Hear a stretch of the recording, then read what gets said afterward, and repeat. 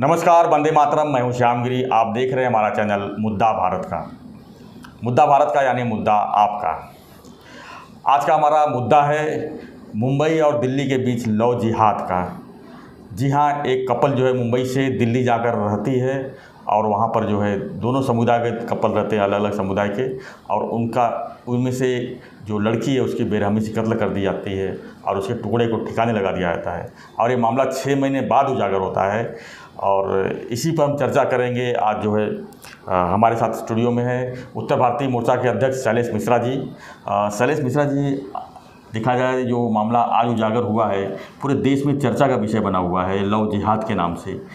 ये मामला कोई नया नहीं है, लेकिन जिस तरह से युवाओं में जो है इस तरह का जो चल रहा है, शादी नहीं करना, लिव इन रिलेशन में रहना, अलग अलग समुदाय से दोस्ती करना, और जबकि इतना लोगों को अलर्ट किया जाता है, लड़कियों को अलर्ट किया जाता है, लेकिन लोग नहीं मानते और उसका शिकार हो जाते हैं। इस पर आप क्या कहना चाहेंगे आप? सबसे पहले मृत श्रद्धा को मैं अपने श्रद्धा सुमन अर्पित करता हूँ। मृत आत्मा को शांति मिले भगवान। आपने बहुत अहम मुद्दों के ऊपर अपना ध्यान आकर्षित किया है। अपना ये भारत का समाज जी, ये एक सुसभ्य संस्कृति हजारों वर्ष पुरानी है जी, और इस पुरानी सुसभ्य संस्कृति में एक संयुक्त परिवार और एक विवाह पद्धति, ये दो बुनियादी चीज़ें थीं जिसके ऊपर हमारा समाज सरलता से चल रहा था। एक परंपरा माना, हजारों वर्षों का प्रवास उसने इस बुनियादी सिद्धांतों पे तय किया है। जी। पाश्चात्य प्रभाव से हमारे यहाँ पे कुछ पुरोगामी अपने आप को कहने वाले लोग इस बुनियादी संरचना को ध्वस्त करना चाहते हैं। जी। इसका एक रूप आप देख सकते हैं कि लिव इन रिलेशनशिप, जिसको धीरे धीरे मान्यता मिलती जा रही है, कानूनी और सामाजिक भी। श्याम जी, मैं आपको बताना चाहूँगा कि सुसभ्य भारत में जो एक संयुक्त परिवार और ये विवाह पद्धति थी, ये खाली दो व्यक्तियों का मिलन नहीं था, दो परिवारों का मिलन था जी। और जो विवाह पद्धति भी थी वो एक दिन की रस्म, 1 घंटे की रस्म नहीं थी। उसमें करीब करीब हमारे यहाँ पूर्वांचल में तो 5-5 साल, 3-3 साल की वो पूरी एक रचना है जो एक विवाह पद्धति के अंदर रहती है जी।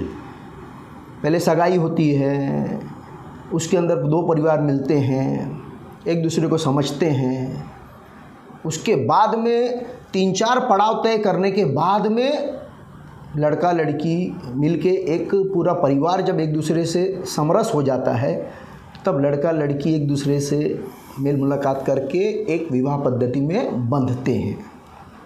मानता हूँ समाज परिवर्तित हुआ है, हमारी ज़रूरतें बदली हैं, हमारी आकांक्षाएं बदली हैं। हमको हमारी इन बदली हुई ज़रूरतों और आकांक्षाओं को अपने उन बुनियादी सिद्धांतों को साथ में तालमेल बिठा के आगे चलना चाहिए जी। अब क्या हो रहा है, मानता हूँ कि महिलाओं को, लड़कियों को आज़ादी, स्वतंत्रता मिलनी चाहिए, लेकिन बेलगाम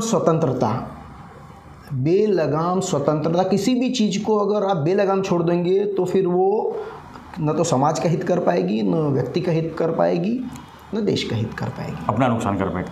सबका नुकसान हो रहा है। और इसके अंदर जो ख़ास तौर पे जो ये पुरोगामी अपने आप को कहने वाले जो पिक्चरें बना रहे हैं और सीरियल बना रहे हैं, वेब सीरीज़ आ रहे हैं, जिसके ऊपर वेब सीरीज़ के ऊपर तो कोई नियंत्रण ही नहीं, कोई सेंसर नहीं, तो इसके अंदर जो विचार आप समाज में बो रहे हैं तो उसका फल ये के रूप में ये दिख रहा है जी। आज स्वतंत्रता को संयमित, सांस्कृतिक नियंत्रित करने की आवश्यकता है। हो सकता है कोई इसको मतलब हमें ऑर्थोडॉक्स या मतलब समझे। आज स्कूल में जो शिक्षा पद्धति है उसके अंदर भी हम क्या पढ़ा रहे हैं? क्या हम अपने परिवार की रचना के बारे में पढ़ा रहे हैं? बिल्कुल। आजकल के शहर में रहने वाले बच्चे धीरे धीरे भारत की पूरी आबादी शहरों में स्थानांतरित हो रही है। गांव के जो एक वातावरण रहता था वहाँ से हम लोग कटते जा रहे हैं। गांव के बाद में जो सबसे बड़ा दूसरा पड़ाव था वो संयुक्त परिवार था। यूनि फैमिली की वजह से वहाँ से भी हम कटते जा रहे हैं। अब जो हमारे एक भाई बहन के रिश्ते के लिए जो रक्षाबंधन मनाया जाता है, भाऊ बीज मनाया जाता है, इसके ऊपर भी वैलेंटाइन जैसे कार्यक्रमों से या वैलेंटाइन जैसे त्यौहार की जो हमारे समाज की उपज नहीं है, ये पाश्चात्य उपज है, उसको हम लोग ऐसे ही सीधे सीधे अपनाने का प्रयास कर रहे हैं। हम श्री कृष्ण और राधा के प्रेम प्रसंग को और उनके जो जिन बुनियादी मूल्यों के ऊपर राधा और कृष्ण ने प्रेम किया है उसको हम भूल चुके हैं। जो त्याग, एक दूसरे के लिए जो समर्पण का भाव, वो कहाँ बताया जा रहा है। अभी तो ये खाली हवस, एक आकर्षण जो नए युवाओं में होना स्वाभाविक है, लेकिन इनको मैं चाहता हूँ कि जो अवेयरनेस जो एक फैलना चाहिए, इसको स्कूली शिक्षा के माध्यम से भी जताना चाहिए। जैसा कि आपने कहा कि ये जो हवस जैसी चीज़ें जो है, आपको लगता नहीं ये सोशल मीडिया जो है इसको और आसान कर दिया है युवाओं को? सोशल मीडिया को और आसान कर दिया है। और आप बताइए, आज बच्चों को इससे सावधान करने के लिए आप काउंटर सोशल मीडिया पे क्या प्रसारित कर रहे हैं? कुछ नहीं। ये बनी बनाई पूरी संस्कृति, हजारों वर्षों से जो हमारी सभ्यता है, इसको ध्वस्त करने का ये षड्यंत्र है जी। और ये खाली सिम्टम्स है, ये खाली लक्षण है। इसको इस एक मुद्दे से हम अगर कुछ सीख पढ़ समझ सकते हैं, और उस हिसाब से सिर्फ एक व्यक्ति का या एक समाज का दोष नहीं है। इस मामले में ख़ास तौर पे मैं इसको लव जिहाद के भी एक कदम आगे मानता हूँ। अगर उसमें मतलब एक व्यक्ति खाली डेटिंग साइट के ऊपर दूसरे व्यक्ति से मिलता है और वो लोगों के बीच में कुछ ऐसा संबंध बन जाता है कि वो अपने परिवार को एक व्यक्ति छोड़ के जाके दोनों जन दूसरी जगह कहीं जाके बस जाते हैं। और कोई भी हो, 2-4 जन अगर मिलेंगे, 2 दोस्त भी रहेंगे, तो कभी ना कभी नोकझोंक होगा, कभी ना कभी आगे पीछे होगा, ऊपर नीचे होगा, लड़ाई झगड़ा होगा, वाद विवाद होगा। जब हम एक परिवार का हिस्सा रहते हैं ना, तो हमारे पास वो एक संरचना होती है जो दोनों जन को संभाल के, अगर कुछ दिन का मनमुटाव है तो उस समय पे भी दोनों जन को संभालने के लिए एक ब्रिज का काम करती है। हमने वो सारे ब्रिज तो तोड़ दिए हैं। आज के शहर के नए लड़के लोगों को पूछो मौसा किसे कहते हैं, फूफा किसे कहते हैं, मामा किसे कहते हैं, चाचा किसे कहते हैं, कुछ पता नहीं, तो उनको कुछ पता ही नहीं चलेगा। और न तो हम इसको हमारी, अब ऐसा हो गया है कि ये सब एकदम जो बुनियादी चीज़ें हमारे गांव शहर संयुक्त परिवार में होती थी, उसको सिखाने के लिए क्लासेस लगाने पड़ेंगे। और उसका महत्व क्या है? आज ये लव जिहाद भी है और लिव इन रिलेशन भी है, लव मैरिज भी है। सिर्फ 2 व्यक्तियों का आपस में आकर्षण है बस। और ये आज कोर्ट केसेस में कितने डाइवोर्स हो रहे हैं? क्योंकि कोर्ट कम पड़ रहे हैं। और जब कोर्ट के डर से, भय से अगर 2 जन को अलग होना है या नहीं पड़ रहा है, नहीं जम रहा है, तो क्राइम, फिर ये क्राइम हो रहा है। सलीस मिश्रा जी, ये आफ्ताब श्रद्धा की चर्चा जो है आज तो पूरे देश में चल रहा है, ये आगे भी चलता रहेगा, लेकिन आपको क्या लगता है कि इसको क्या रोका नहीं जा सकता? इस चीज़ को आगे इसका भविष्य क्या देखते हैं? रोका जा सकता है। क्या ये लव जिहाद का अंत नहीं है? रोका जा सकता। लव जिहाद का अंत तो नहीं है, क्योंकि उस उम्र की जो बच्चियां हैं जिनको शिकार बनाया जाता है, अभी हाल में तो ऐसा हुआ है कि पहले तो प्रौढ़ महिलाओं को भी टारगेट किया जाता था, वयस्क महिलाओं को भी टारगेट किया जाता था। अब तो टीनेज या बच्चों के ऊपर भी ये लोग शिकारी लोग अपने नज़रें गड़ाए हुए हैं। जितना जितना अवेयरनेस आप बढ़ाते जा रहे हैं, तो ये अपना जो age group, target age group को लव जिहाद वाले, वो और कम करते जा रहे हैं।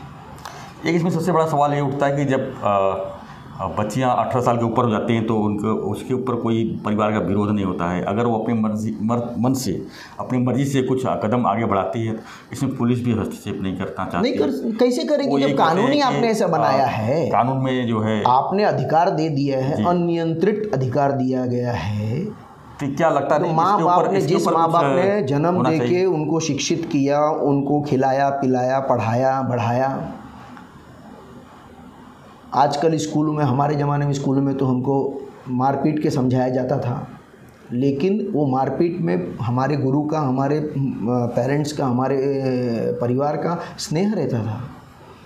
अब कानून के दायरे में आपने इस तरीके से सबको बांध दिया है, कोई चाह के भी किसी का भला भी नहीं कर सकता है। अभी आफ्ताब और श्रद्धा वाले मामले में भी परिवार का विरोध था। परिवार के विरोध के बाद भी दिल्ली, यहाँ मुंबई से दिल्ली पहुँचे और जो है वहाँ पर अपने हिसाब से रहने लगे और उसका अंत जो है आज आप देख रहे हैं। बिल्कुल सही।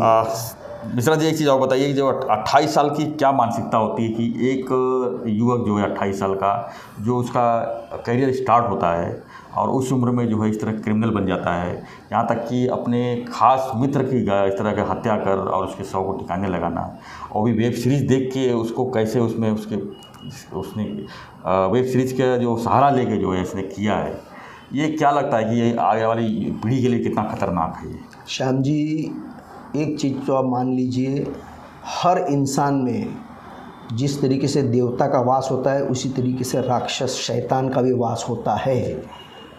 जब उसको मौका मिलेगा, जब उसको एकांत मिलेगा, जब वो अपने ढांचे से, अपने संरचना से कट के अलग हो जाएगा, तब उसको किसी का लाज शर्म भय नहीं रह जाता है।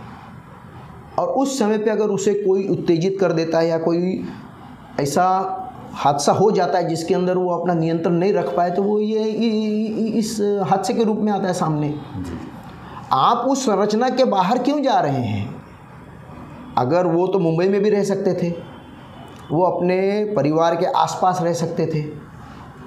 क्या ऐसा हुआ कि पहले वो शहर छोड़ के दूसरे शहर में गए, वहाँ से फेसबुक के ऊपर श्रद्धा अपना डेली अपडेट डालती थी, फ़ोटो डालती थी, लेकिन बाद में उसने वो भी बंद कर दिया।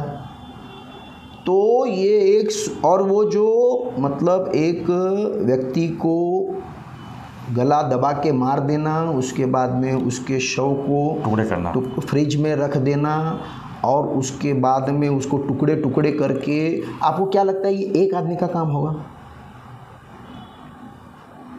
मैं मानने को तैयार नहीं हूँ कि ये एक आदमी का काम है। इसके पीछे कई लोगों का हाथ है।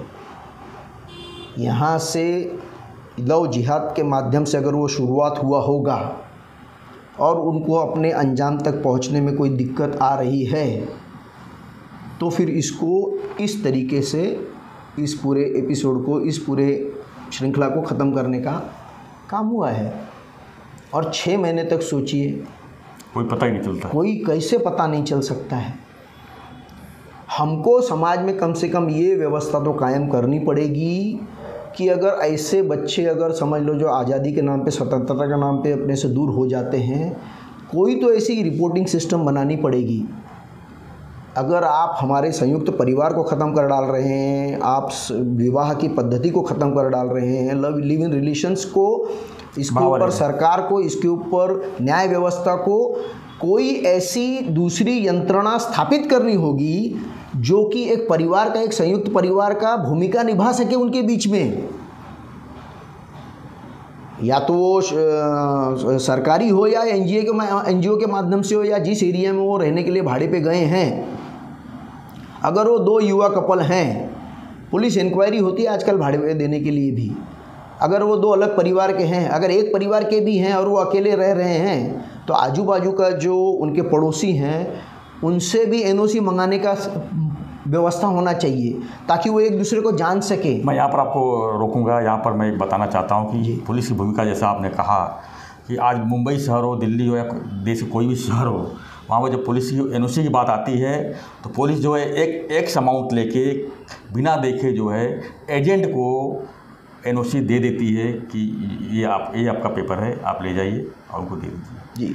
तो पुलिस एनओसी के बाद भी क्राइम हो रहे हैं, इसका कारण सबसे बड़ा ये है। ये कितना खतरनाक? नहीं, ये तो खतरनाक है ही है। और पुलिस समझ लीजिए एक व्यक्ति का एनओसी ले सकती है, लेकिन जिस जगह पे वो रहने जा रहे हैं समाज से दूर, अपने परिवार से दूर, तो फिर उनके अंदर का वहशीपना ना, जब वो अनजान जगह में जाएंगे जहाँ पे उनको चिन्हने वाला कोई नहीं है, तो स्वाभाविक रूप से अगर कभी मौका मिलेगा तो उनके अंदर का शैतान जरूर बाहर आएगा।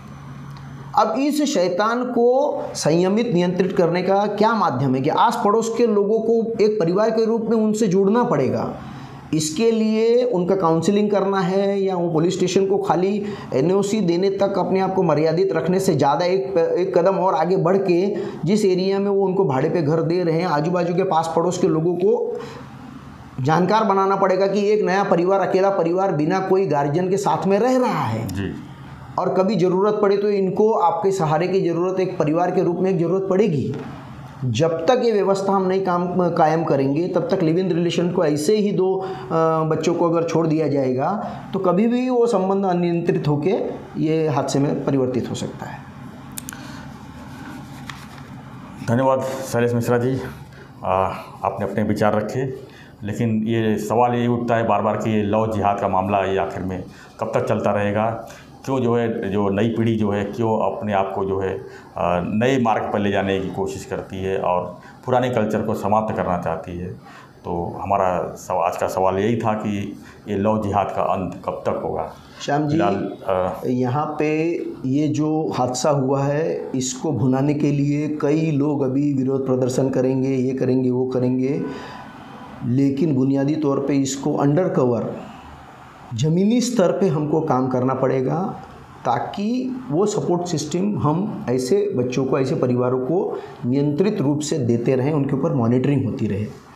धन्यवाद मिश्रा जी।